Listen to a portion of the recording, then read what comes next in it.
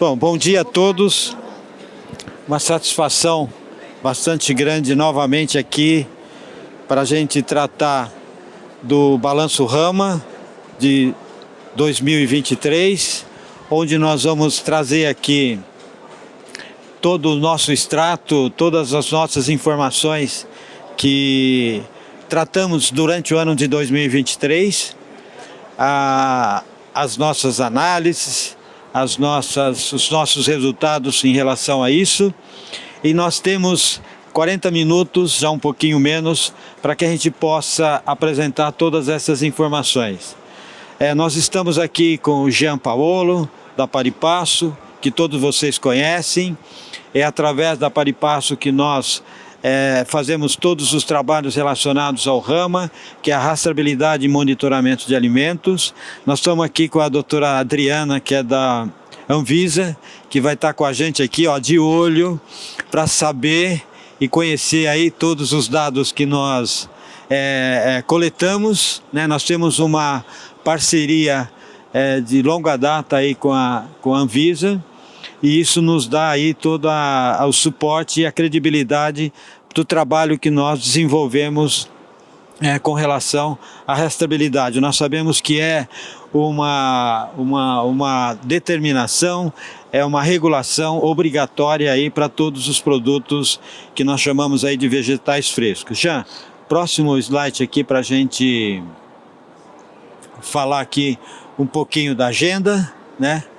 E aí vou chegar aqui para dar um resumo de todo um trabalho que a construção ela vem de um longo tempo, né? E muitas vezes a gente acha que o tempo é muito distante, é muito longo, mas nós começamos essa construção em 2006, ou seja, nós estamos aí com 18 anos de trabalho, né? Um trabalho que foi desenvolvido, idealizado ainda por um colega nosso que com certeza está assistindo isso lá de uma outra esfera, que é o Leonardo Mial. A gente sempre recorda o trabalho que ele desenvolveu, a vanguarda que trouxe uma provocação para toda a cadeia de abastecimento aí da área de fruta, legumes e verduras, né? Então aqui tem todo um trajeto onde nós começamos de uma forma muito transparente mostrar para vamos dizer assim, para a cadeia como um todo, e principalmente também para a imprensa, para os meios de comunicação, a forma com que nós estávamos tratando esse assunto, que é a questão da rastreabilidade. Então aqui eu queria apresentar isso para vocês, e como o nosso tempo é bastante cronometrado já, nós vamos ter assim uma parte que o Jean vai falar, depois nós vamos ouvir a doutora Adriana, e no final nós vamos ter uma surpresa, porque a gente sabe que tudo aquilo que sai um pouquinho da rotina vira uma surpresa, mas isso eu vou deixar para o final. Então, Jean, passo para você dar continuidade aqui. Só não podemos esquecer que a gente tem alguém cobrando o tempo todo aqui, que é esse cronômetro aqui, ó. Tá bem. Vocês me ouvem? Sim, perfeito. Bom, pessoal, nós estamos aqui com o programa de rastreabilidade e monitoramento de alimentos. O que eu acho mais interessante, aliás, eu nem me apresentei, né? Meu nome é Jean Paulo, eu conheço muitos de vocês, muitos que fazem parte dessa história. Eu olho os rostos, as feições de cada um de vocês. Agradeço a disponibilidade sempre de estar junto nesse caminho, nessa jornada, uma jornada de construção. Ontem nós tivemos a apresentação aqui do presidente falando muito de alimentação saudável associada ao varejo e falando de segurança alimentar e segurança do alimento. O Rama ele entra nessa linha de trabalho já nesses 18 anos que o Márcio comentou. Então, Rama significa, muitos sabem, mas não custa repetir, rastreabilidade e monitoramento de alimentos. Nós temos aqui os pilares do programa, que também desde o seu início eles foram fielmente seguidos, onde nós falamos da rastreabilidade. Não era lei, se tornou lei. Ainda é um desafio muito grande quando a gente olha para detalhamento do processo de rastreabilidade. Isso é tema para uma discussão grande porém é uma questão também estratégica para o nosso país, posicionado em relação ao agronegócio.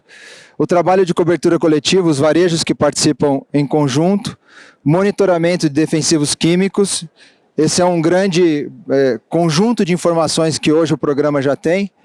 Trabalhar nas políticas de correção, e aqui faço crédito ao Fernando Merlin. Cadê o Fernando? Não está aqui, acho que ele foi pegar o fone do Carrefour, porque a gente vem falando muito sobre essa questão do capacitação e treinamento, não era um pilar dentro do programa, e a gente trouxe para esse ano esse pilar, porque a gente já vem fazendo treinamentos e capacitação com produtores, com fornecedores dos supermercados, com parcerias. A gente tem o Roberto da CropLife aqui também, né, que é uma entidade que disponibiliza capacitação, então isso para nós é um aspecto bastante relevante nesse sentido, né? Outro ponto importante dentro do programa como um todo, né? A gente tem agentes que participam dessa cadeia, produtores, distribuidores, os supermercados, obviamente os consumidores e a presença do governo. Trazer o governo para essa pauta sem ser punitivo e olhando para o lado de desenvolvimento foi uma tarefa e uma construção na relação de confiança. Ter a relação de confiança, porque nós temos até uma questão de fiscalização em todos os elos da cadeia de abastecimento, mas a gente está trocando dado e analisando esse dado do ponto de vista técnico para que ele possa ser útil de fato na cadeia e no desenvolvimento. Então, esse ciclo, por mais simples que ele seja, é muito difícil de desenvolvê-lo. Outro aspecto importante aqui. Nós estamos nesse palco de eficiência e segurança, aqui como um todo. Algo que nós percebemos no desenvolvimento do tempo desse trabalho é que, olhando para a segurança e olhando para a rastreabilidade, nós chegamos a nós percebemos, desculpa que o som de lá está atrapalhando um pouquinho, eu acabei me desconcentrando, tá? A eficiência, ela é afetada diretamente pelo processo de acompanhamento da qualidade desse alimento que chega no supermercado. Então, quando eu olho rastreabilidade, quando eu monitoro a questão dos químicos, o produtor, o distribuidor, ele presta mais atenção na qualidade do que ele está entregando. Vocês continuam me ouvindo bem ou está atrapalhando? Sim? Tá bem. Bom, onde que está o programa Rama? Né? Não estão todas as logomarcas dos supermercados que participam, mas aqui nós temos 74 supermercados que hoje fazem parte do programa. Estes 74 supermercados representam aproximadamente 40%, pensando em market share de venda. Então a representatividade do programa está ali beirando a metade do ranking da Abras, né? É bastante relevante essa informação. Nós precisamos dessa cobertura para ter um significado dentro da cobertura e do acompanhamento da qualidade, né? Essa imagem retrata também todos os pontos de venda que nós já realizamos o monitoramento, que nós já fizemos coleta de amostras. A gente está com o nosso time aqui responsável também por esse acompanhamento. Cada pontinho desse, nós pegamos já um produto, enviamos para o laboratório e temos o resultado desse produto. Então vejam que nós praticamente temos, eu não fiz exatamente a conta aqui, mas nós devemos ter todas as unidades federativas cobertas no monitoramento de resíduo do programa nesses 18 anos de trabalho.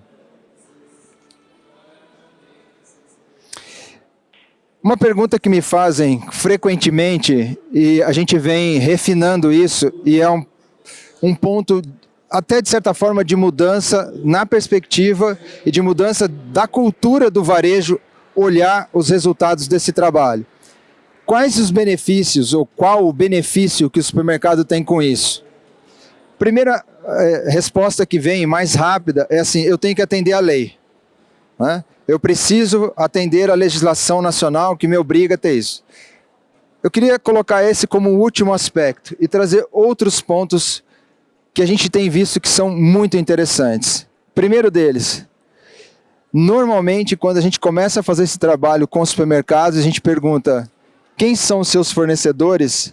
A base de fornecedores da empresa não está organizada, não está estruturada, não tem uma relação, tem um cadastro, obviamente, de abastecimento, tem um cadastro legal, né, por nota fiscal, pedidos, essas coisas, mas não tem uma clareza, efetivamente, de contatos, de responsáveis técnicos do fornecedor, da área comercial com a área técnica e a área logística do fornecedor.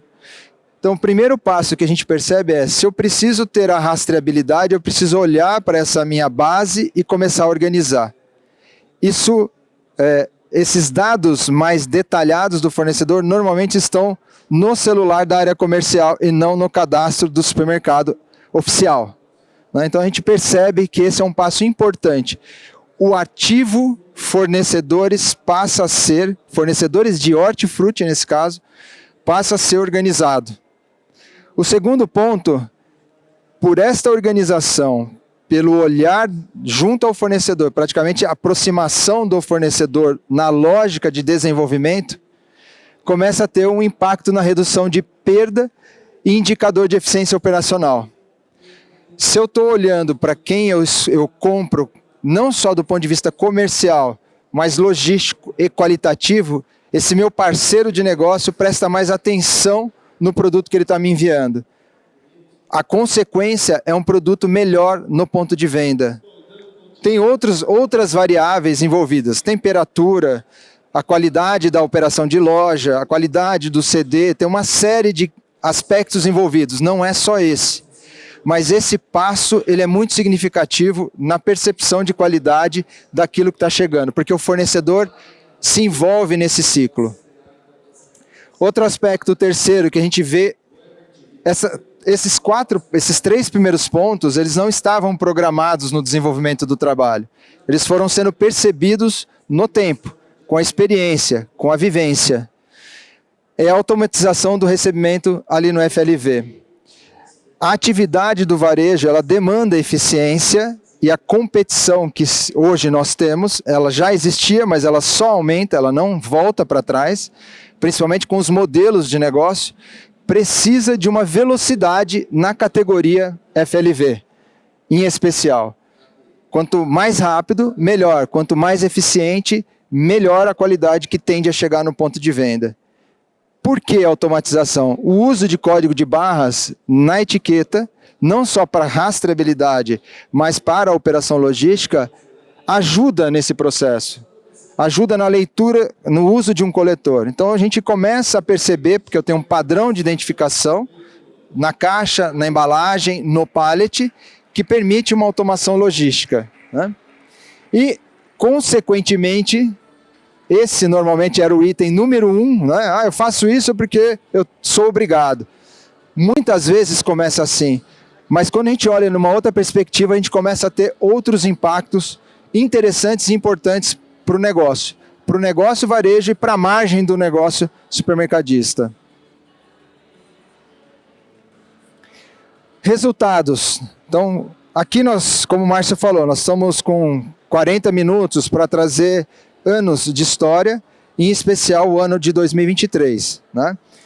Então é uma fotografia 2023 ampla, não é um nível de profundidade maior. Provavelmente nós vamos fazer o nosso encontro em agosto novamente, né, Márcio, para entrar no detalhe dessa informação, também com, vamos dizer, com os convidados que fazem parte desse processo. Né? Ponto importante. Toda a base do programa, desde o seu dia 1, ela é referenciada a estes alimentos que estão aqui, que é a base de orientação da Anvisa, a qual a Adriana está aqui conosco e é a líder do projeto, do programa PARA, que é o programa ali de análise de resíduos em alimentos. Né? Então, tem os grupos de produtos, cereais, frutas com casca comestível e não comestível, hortaliças folhosas, não folhosas, leguminosas, oleaginosas, raízes, tubérculos e café. Até o ano passado, né, nós tínhamos cereais, que é a coluna 1, café e leguminosas ou oleaginosas, nós não fazíamos essas análises por uma definição do programa mesmo, porque são produtos processados. A gente queria focar nos produtos frescos, né? Do ano passado para cá, algumas redes de supermercados começaram a fazer um monitoramento também, por exemplo, em milho, em arroz, que já são produtos processados, né? Então a gente passa a incorporar dentro do programa não só os alimentos frescos, mas também os alimentos processados. O ano passado foi o ano 1 desse processo, esse ano a gente avança nessa lógica. Isso é muito importante. Outro aspecto importante nessa lógica aqui. Diferentemente da proposição da Anvisa, a Anvisa tem blocos de análise. Ela fala, olha, esse ano eu vou analisar uva, maçã, pera, goiaba e etc. Nós não fazemos isso, a gente analisa tudo sempre, com exceção dos produtos processados, né? Como eu comentei, industrializados. Então, desde o início do programa, todas as amostras são de todos os itens, tá? Isso dá uma base muito rica para o estudo. Outro indicador, ou o primeiro indicador que a gente acompanha, é tonelagem de produtos que são declarados na lógica da rastreabilidade. Isso tem que ter uma coerência, né? Se a gente está aumentando o número de supermercados, o número de fornecedores, a quantidade de produtos, essa linha ela deveria estar sempre apontando para cima, né? Às vezes a gente tem alguma estagnação. Se a gente olhar o ano de 2022... eu não sei se isso aqui aponta, não. Nós tivemos uma pequena redução, foi na casa dos 4%, mas tem uma correlação direta com a venda do supermercado. Aqui nós nunca olhamos dinheiro, a gente sempre olha tonelagem, né? Mas se a gente olha a tonelagem versus o dinheiro do setor de maneira geral, teve uma regressão em média ali de 4%. Então isso andou meio em volume, tá? Em volume. Andou de mão dada. O preço médio subiu porque ficou mais caro, mas a tonelagem no varejo caiu. Isso reflete aqui. Esse ano a gente voltou a fazer um valor maior, foi 2.640.000 toneladas, tá? Não é milhões de quilos, é milhões de toneladas. E a projeção para o ano que vem é 2,7 milhões de toneladas. Então sempre indo para frente nesse sentido, tá? Onde que isso está distribuído? As maiores concentrações. O tamanho da bola, aqui do círculo, é a proporção que a gente tem das unidades federativas que tem a maior declaração de produtos, né, de origem. Origem em termos de abastecimento para o varejo. Não necessariamente de produção. Aqui eu não estou olhando origem como produção, mas origem de abastecimento ao varejo. Então as regiões Sudeste e Sul têm um volume bastante concentrado, depois Bahia, Nordeste, vocês veem que sempre o litoral, provavelmente isso tem uma correlação direta com a venda dos supermercados, né? Porque tem essa ligação entre o volume que passa por aqui e a venda que está acontecendo no supermercado. Então nós temos o litoral e a concentração de região Sudeste e Sul como os maiores volumes aqui. Outro aspecto importante para nós, então, rastreabilidade em termos de tonelagem, onde que elas estão localizadas e o número de amostras. Quem custeia esta amostra, isso é bem importante, são os supermercados. Quem investe quem paga literalmente pela amostra que vai para o laboratório, são os supermercados. Então a decisão de colocar dinheiro nisso daqui é do varejo, né? Então, para nós, aumentar o número de supermercados, aumentando o número de amostras, é significativo para justamente aumentar essa cobertura. Todos os anos nós tivemos um incremento, fechamos 2023 com 2.458 amostras. Ontem eu estava em uma reunião, nesta reunião me perguntaram quantas amostras o Rama fez, né? Eu falei, olha, fechamos o ano, amanhã estamos apresentando, foi 2.458 amostras. Ah, mas é pouco. Assim, qual é a outra referência, né? Onde que tem outro dado que não seja esse, né? Talvez seja pelo tamanho desse país, mas a consistência e o aumento do volume que a gente está tendo vem trazendo uma lógica que nos permite apontar para onde corrigir, para onde direcionar a nossa atividade, tá? De ação de melhoria no campo e no distribuidor. Isso está sendo muito interessante. E eu reforço, quando eu falo para a gente, não significa exclusivamente Abras ou nós como prestador de serviço. Significa CropLife, significa Anvisa, todos os setores que de alguma maneira impactam nesse processo, né, de entregar um alimento de qualidade na ponta. Não é possível fazer esse trabalho sozinho. Né? Ninguém vai resolver esse processo sozinho. Né? Bom, esse é o dado mais polêmico, essa informação que a gente, no final realmente do dia, ou da noite, ou do mês, ou do ano, ou de um período, precisamos entregar, que é a conformidade. Em linhas gerais, parou? Veja se o teu está funcionando.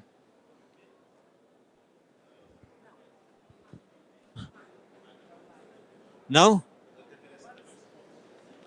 Voltou? Não? Do Márcio voltou?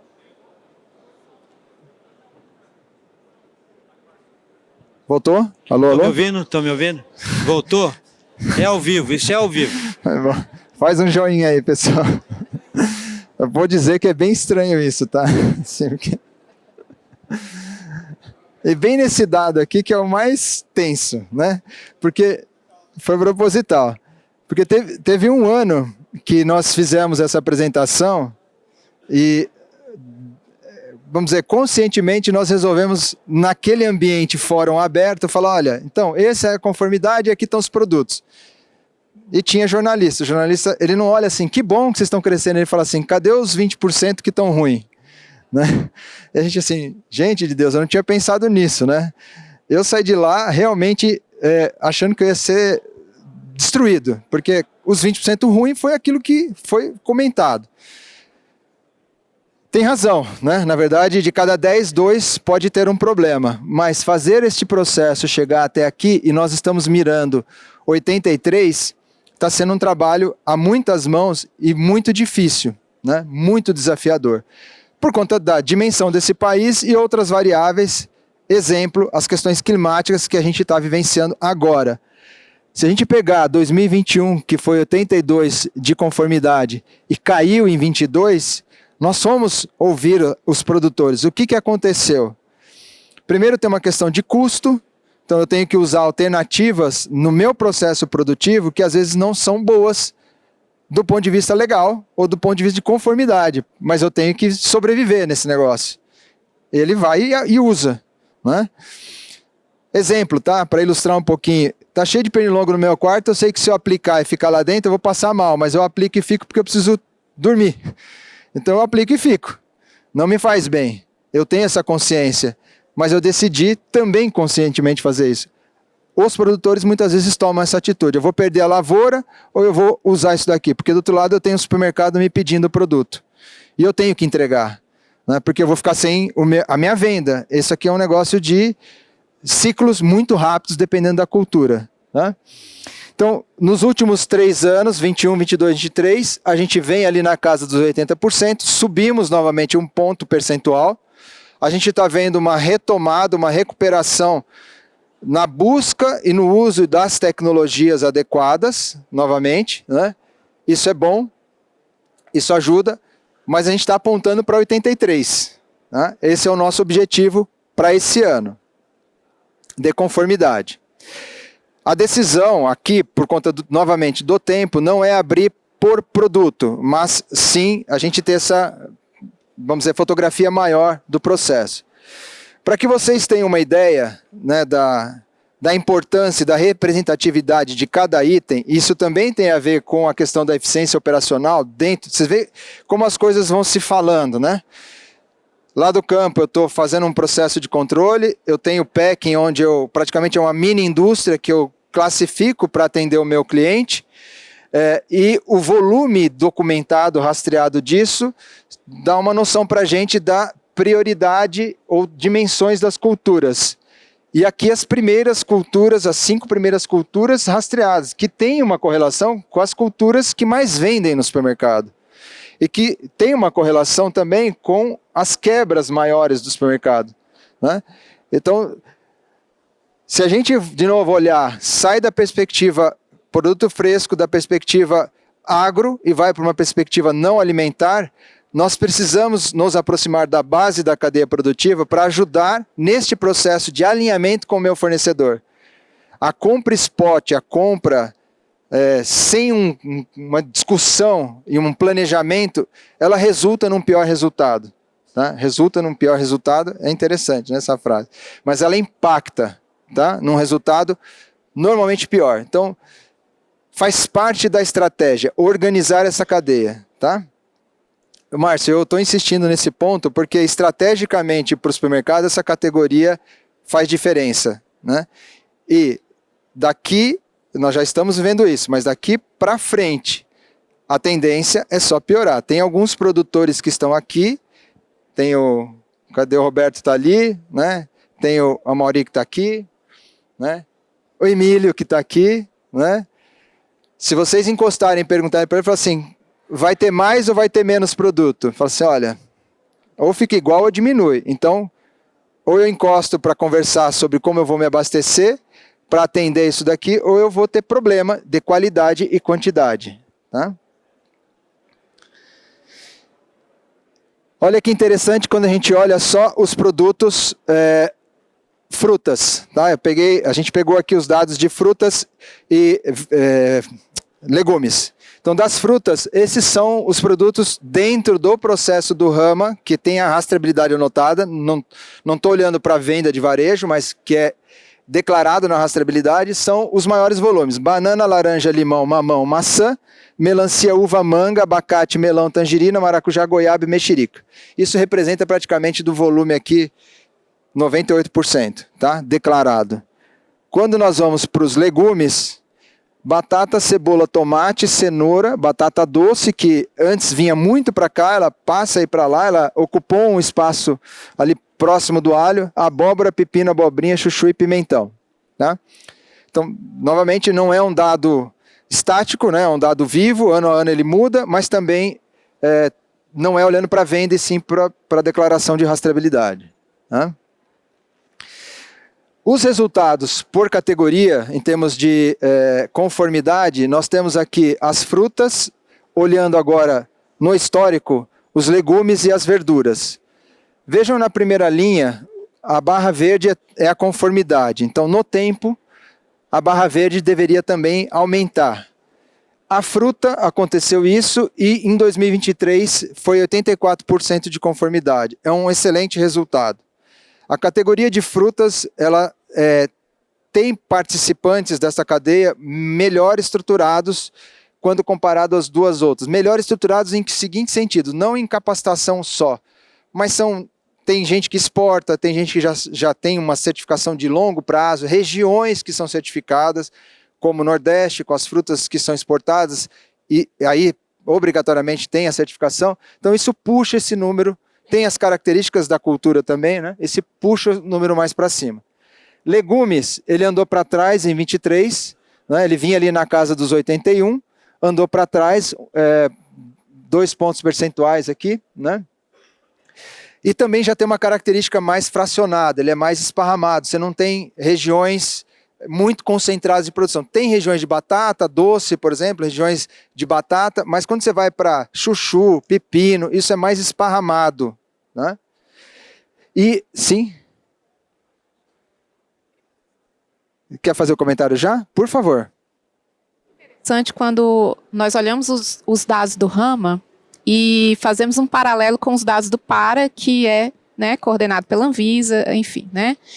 São estratégias diferentes, né? Como o Jean colocou, a gente estabelece um cronograma, né, de alimentos por ano.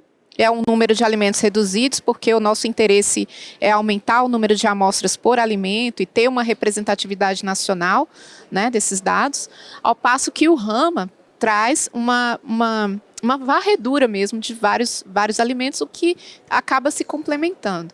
Mas o que é interessante é que os resultados são semelhantes, mesmo tendo abordagens diferentes. Né? Então, o PARA ele acontece desde 2001 para 2002, e, historicamente, a gente sempre vem mantendo esse índice de conformidade de 75% e não conformidade de 25%. né? E é uma tendência que a gente vê aqui também, né? Então, como que a gente pode dar essa virada, né? Fazer a redução desse percentual? Existem várias ações, não só por parte dos fornecedores, mas também por parte do governo, por parte das indústrias, né? Na questão da oferta de mais produtos, de novas tecnologias, na adoção das boas práticas agrícolas, e também, né, na qualidade desses produtos, para que a gente possa virar, né, fazer essa virada de chave. Quando a gente olha programas, por exemplo, como o dos Estados Unidos e o da própria Europa, esse índice de conformidade não passa de 5%. Então, como que a gente, como Brasil, né, é desafiador? Bastante. Mas eu acredito que a gente tem potencial para virar, né? E a gente vem, essa questão de ter os dados para que a gente possa atuar com inteligência é bastante relevante. Adriana, muito obrigado. E também, assim, quando nós, novamente, aqui é uma fração da informação, mas quando a gente começa a olhar esse dado já em níveis detalhados, a assertividade da ação, ela melhora demais. Muitas vezes falta braço, obviamente, para a gente agir até com a base de dados, com a base de informação que tem, mas ano a ano a gente vem ganhando consciência nesse caminho. A gente como cadeia de abastecimento, tá? A escassez vai ajudando nisso também. Então, quando o processo vai apertando, falta de produto, disponibilidade, etc., questões climáticas, a gente vai tomando mais consciência e vai prestando mais atenção nessa informação. Passa a ser muito estratégico, né? Bom, aqui já indo para a nossa reta final, né, para deixar um tempinho para a gente conversar, tem alguns aspectos aqui que a gente queria comentar com vocês, né, de ações. Eu passo para o Márcio novamente aqui para falar do comitê técnico, Márcio, que eu acho que é importante compartilhar, né, essa informação com todos aqui também. Acho que o nosso problema maior vai ser o tempo. Tá. Mas acho que é importante colocar que a partir de amanhã, ou no mais tardar no final de semana, todos esses dados já estão disponíveis no portal da Abras, no site da Abras, e vocês podem se utilizar. Nessa evolução, até estava falando um pouquinho com a Adriana aqui, o PARA, como ela comentou, começou em 2001. E nós começamos logo depois, em 2006. Então, essa trajetória ela vem assim, acompanhando e evoluindo, né? Acho que hoje, nesse momento que nós estamos aqui, produtores, supermercados e a agência, vamos dizer assim, que acaba nos fiscalizando. Porque o objetivo é comum, nós queremos exatamente encontrar uma forma da gente melhorar aí a conformidade. E dentro disso, Jean, nós criamos aí o comitê técnico do ramo exatamente para aprofundar com nível de detalhe, não só o resultado, mas assim, o que caminhar para uma melhora ao longo do tempo. Como você mencionou, nós vamos, em agosto, fazer um encontro técnico onde nós pegamos toda a cadeia como um todo, produtor, né, de defensivos agrícolas, a própria Anvisa vai estar também com a gente, só que aí é um dia inteiro, né, que nós debruçamos sobre o que nós podemos melhorar, os produtores de semente, de mudas, os próprios promotores de produtos, supermercados, né, exatamente para a gente construir o caminho, né. E aí eu devolvo para você finalizar aí a... Eu queria passar para a Adriana, se você puder falar da análise de risco e também essa correlação com boas práticas, eu acho que é bem importante. Sim. É claro que a eficiência ela também passa pela necessidade de ofertar alimentos cada vez mais seguros, né, para os consumidores. Nós também somos consumidores, né, então é interesse de todos, né, que os alimentos sejam cada vez mais seguros. Por outro lado, nós estamos falando de substâncias químicas, né, e é um tema que permeia a sociedade, as pessoas realmente elas têm uma aversão a isso, né, e de fato, existem ideologias, existem, né, levantamentos, enfim, mas que a gente precisa ter um refinamento científico, né? A base, a ciência é a base para esse trabalho. né? Então, para que a gente possa ter dados cada vez mais fidedignos e a interpretação do que isso significa, é preciso a gente estar sempre muito atento à ciência. Então, esse encontro técnico, ele traz justamente isso, né? A gente tem a capacidade e a oportunidade, né, de aprofundar tecnicamente nesses dados. E o que é interessante é que é uma discussão que é feita com todos os participantes, com todos os interessados e com todos que podem fazer algo para melhorar esses resultados, né? Então, o ano passado fizemos um encontro, foi bastante rico, a gente pôde aprofundar em diversos aspectos, né, visando a melhora dos resultados, e nesse ano vamos ter essa nova oportunidade de também trazer mais dados, né, desses mais recentes, né? E aí, nessa questão também, quando a gente fala de risco, né? A conformidade ou a não conformidade, é importante a gente entender que não necessariamente a não conformidade significa um risco para o consumidor, né? Essa conformidade, ela é aferida com base no limite máximo de resíduos que a gente chama de LMR. E esse parâmetro, ele é um parâmetro que nós chamamos de agronômico, porque ele vem de um estudo que simula a aplicação do produto no campo, né? É claro que para ser estabelecido ele também precisa ser seguro para o consumidor. Então, nós fazemos toda uma avaliação, levando em consideração não só a quantidade de resíduo no alimento, mas também a quantidade que esse alimento é consumido pela população.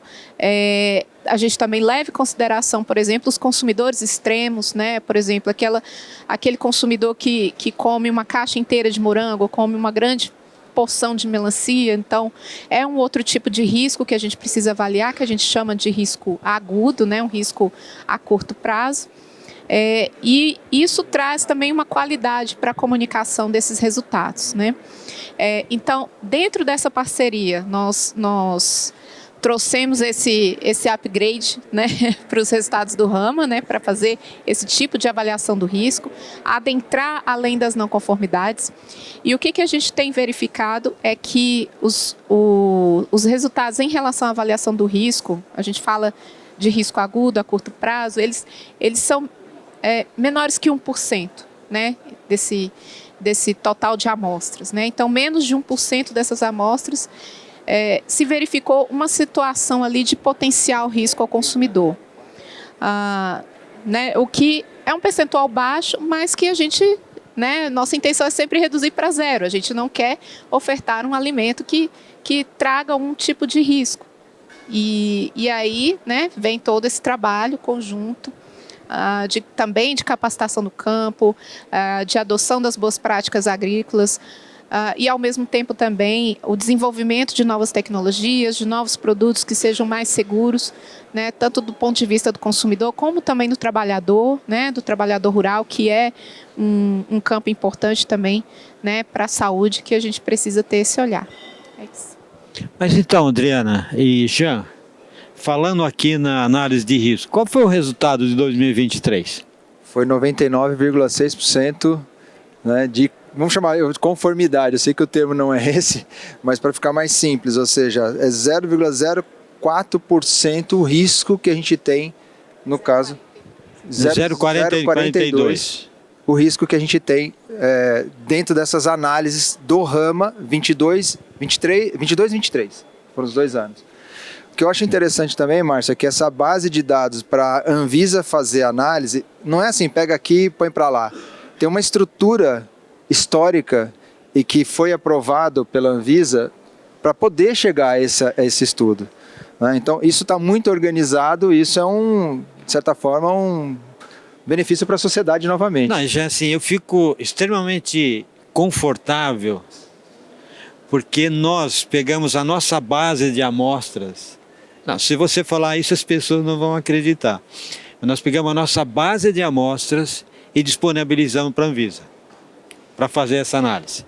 Dado o nível de confiabilidade e dado o nível de transparência entre essa relação, entre o Rama, vamos dizer assim, como um todo, e com a Anvisa. Eu acho que isso é muito, muito, muito gratificante. Mas sabe o que eu queria fazer? Eu queria convidar um amigo que está aqui, professor Tejon. Ei, professor, uma salva de palmas, professor Tejon. Ali, professor. Não, até numa autoridade como essa aqui, Adriana, a gente não poderia deixar de convidar o Tejon aqui para dar uma palavrinha com a gente. E até porque, professor, você trouxe aí vários alunos aqui. Aliás, tem uma aula aqui. É uma aula. Professor Adriana, professor Jean. Eu sou professor também, né? Mas não leciono há muito tempo e tal, mas a gente ainda tem uma pequena... Então eu queria que você desse uma palavrinha aqui para nós, né? Até chegou mais um microfone aqui. Aqui é assim, né? Mais fácil. Fala um pouquinho para a gente. Alô, pessoal, prazer estar aqui com vocês. Isso aqui é um exemplo riquíssimo de alguma coisa que um outro professor, doutor Joaquim Machado, geneticista, professor da Unicamp, ele fala: a natureza evolui, mas é muito lenta. A missão do ser humano é acelerar a evolução. E eu ouvi várias vezes aqui a palavra evolução, a palavra ir para frente. Não é? Então, alguma coisa que eu iria sugerir é que rama, rastreabilidade, monitoramento de alimentos e educação. Porque quanto mais a gente se aprofunda e mais a gente estuda, mais a gente vê que a gente não sabe nada. E mais descobertas vão acontecendo. Então, Adriana, você até mencionou o aspecto de quem come uma caixa inteira de morango, uma melancia inteira, etc. Né? Então, o que nós temos aí, e eu queria te parabenizar muito, Márcio, porque falamos, supermercados não são somente pontos de venda, são pontos de educação. Então, tem muito que a partir desta iniciativa, a gente vai poder fazer na educação nutricional do próprio consumidor final. E este sistema, Jean, te acompanho aqui há um bom tempo, ele retorna para os agricultores com muita informação para evolução nas suas práticas, no seu conhecimento. Então nós temos aqui, meu caro Márcio, nós temos realmente um processo educativo extraordinário. Parabéns, e esses exemplos são ricos, porque viver na Terra tem risco. Né? Se um ET fosse fazer uma análise de voo para o planeta Terra, eu não sei se ele ia vir não, porque o que tem de risco por aqui, e a nossa missão, acho que humanos vivos aqui, é de mitigar conhecimento, ir adiante, e a palavra vamos para frente, né, Jean? E a palavra evolução, e esses 90 e tantos % aqui, tem muito trabalho, muita energia, muito suor, e eu queria também agradecer aqui os meus alunos internacionais que estão aqui do nosso programa com a França, da Audense Business School, e aqui em São Paulo com a FECAP, que aliás, FECAP, Fundação Escola de Comércio Álvares Penteado, criada em 1902 por produtores de café. E está escrito lá no prédio, lá no Lago São Francisco, está escrito assim lá nos documentos: criamos esta escola porque sabemos produzir café, mas não sabemos vender café. E é o que mais sabemos fazer hoje. Portanto, prazer imenso, Márcio, muito obrigado. Parabéns, doutora. E Jean, parabéns pela tua iniciativa. É uma satisfação muito grande, Tejon, ter você aqui nesse momento. Eu não sei se você sabe, você tem o nome de todos que estão aqui? Os alunos são aqui. Levanta aí, pessoal. Levanta aqui pra gente ver, olha aí, ó. Estão todos aqui, né? Legal, ó. Bela aula, hein? Olha, vai ter nota? Vai ter. Mexicana, Guatemala, Mongólia, Vietnã, olha aí, ó. França. Olha. Tem uns que estão meio enrustidos aí, olha lá. Vietnã. Aliás, parabéns, Vietnã, né? Que transformação linda, né? Fizeram lá. Argentina, onde estás? Ah, muito bem, estás acá? Sim. A França, Vidon, cadê você? Where are you? Francesa, está lá, muito bem. Ou seja, e esses alunos estão aqui para aprender exatamente a visão sistêmica que vocês colocaram aqui. É um sistema que esse sistema não funciona junto, é corrente que quebra o elo. Então, vai da ciência e, doutora, não esqueça da genética. Tá certo? Meus amigos da Cop Life, onde estão aqui? Tá aqui, querido amigo. Não esqueça da genética, né? Cada vez mais, não sei não, no agrotóxico, agroquímica, acho que a genética é o nome que você vai ter aí pela frente cada vez mais, né? Mas, Tejon, Jean, eu queria aproveitar esse momento para a gente dedicar aqui um momento para a doutora Adriana. Sim, claro. Queria... Cadê os... Tá aqui. Nós queríamos, doutora, aqui aproveitar o professor Tejon, aproveitar o Jean, para entregar uma... Sim, podemos dizer um prêmio, podemos dizer uma recompensa. Isto aqui foi desenvolvido pela equipe do Jean com muito carinho, assim, com muita dedicação, com muita correria. Você entende, né? Parece que, né? E assim, eu estou, assim, primeiro, assim, bastante feliz de ter você aqui novamente com a gente, de ter o professor Tejon, que é uma referência para nós no agronegócio, o Jean, que nós estamos juntos desde 2006. Muitas vezes fala que a relação, né, nós estamos num momento, né, muita divergência e tal, nós estamos desde 2006 juntos. Então isso mostra quando a gente tem um objetivo, quando a gente tem um foco, é possível seguir junto. Tem diferença aqui, diferença acolá, mas nós temos assim, tido a capacidade de superar em prol de algo muito maior, que é oferecer um alimento seguro para a população. Então eu gostaria, professor, que você entregasse esse prêmio para a doutora Adriana, e depois eu vou pedir para você, Adriana, assim, com todo carinho, ler a mensagem que está aí nesse troféu aí para você. Doutora Adriana, muito obrigado e parabéns em nome aqui do Rama e da Abras. Obrigado. Agora eu queria que você lesse o que está atrás aqui. Não, aqui. Bom, eu estou emocionada. Muito obrigada, vamos lá. As pessoas podem copiar tudo o que a gente faz, mas não o que a gente é. Abílio Diniz. Abílio Diniz. Sensacional, muito obrigada. Uma frase dele, entendeu? Agora vamos fazer uma foto diferente aqui, pra gente encerrar aqui. O Márcio sempre inventa coisa.